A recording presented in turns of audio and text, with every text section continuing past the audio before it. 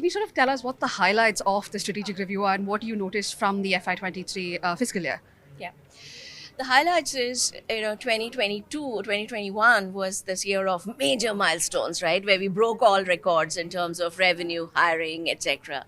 And given everything that was happening around the world with the Ukraine and Russia war, with the geopolitical dynamics, we were very worried about how 2022 will shape out.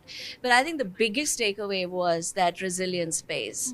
And this industry, the tech industry in India, has continued to build on resilience above all. And I think that has resulted in continued growth. So the highlight is it has been a year of good growth. It has been a good year of transformation, with the industry shifting from, especially the service industry, shifting from being seen as service providers to becoming digital transformation partners. It is a year where we've strengthened focus on talent, we've strengthened focus on governance, the basic fundamentals, right? And we've emerged a net employer, so we've added 290,000 people to the industry. So yeah, I think that's a huge takeaway, because it shows that if you are resilient, no matter what happens, you can continue to adapt and continue to grow. The supply side has been like, there's been a lot of chatter about the supply side, because whether there are layoffs, whether there's hiring, the talent, the tech skills in demand, etc. What are the trends we'll see going forward with regard to hiring? This was a net addition. Net addition was significantly higher than, say, pre-COVID year. What do you think? What do you make of that trend, and what do you see going forward as well? I think the way technology is changing and how fast it's changing, in order for us to build that, what I call digital mastery, ability to create the magic for our clients with technology, we will continue to need good people. So being a people-based industry, the need for people, good people, will continue to grow, especially in this kind of an environment where every day there's a new technology that is emerging.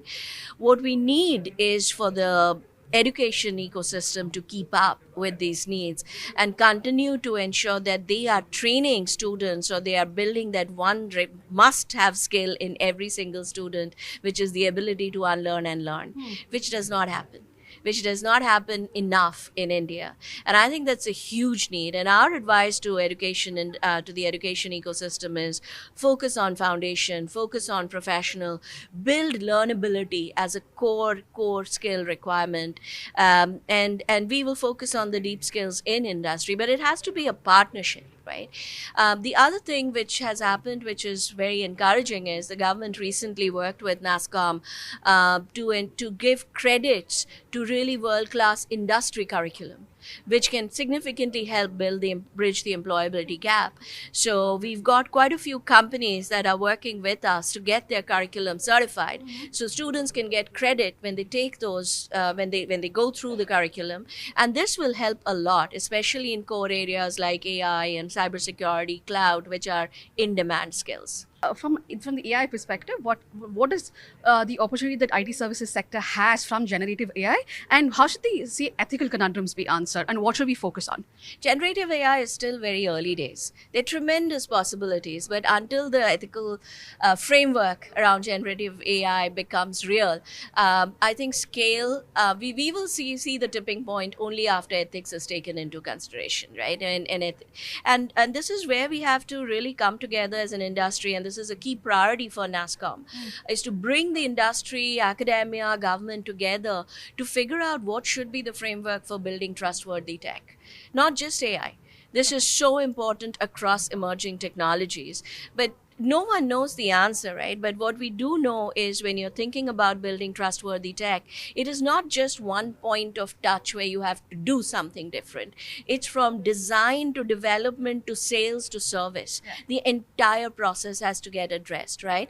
And what you have to remove are those unconditional biases that exist. Now, as long as you have humans, you will have biases. Humans cannot be bias free. Now, neither are you, nor am I, right? So what do you do to build those checkpoints, which will raise the red flag when one of our biases get into play, right? So there's a lot of thinking going around into how do you build these checkpoints, and a lot of conversations, a lot of sharing, which is what NASSCOM is bringing together. But this is a must do for us. Okay. Thank you for talking to Moneycontrol.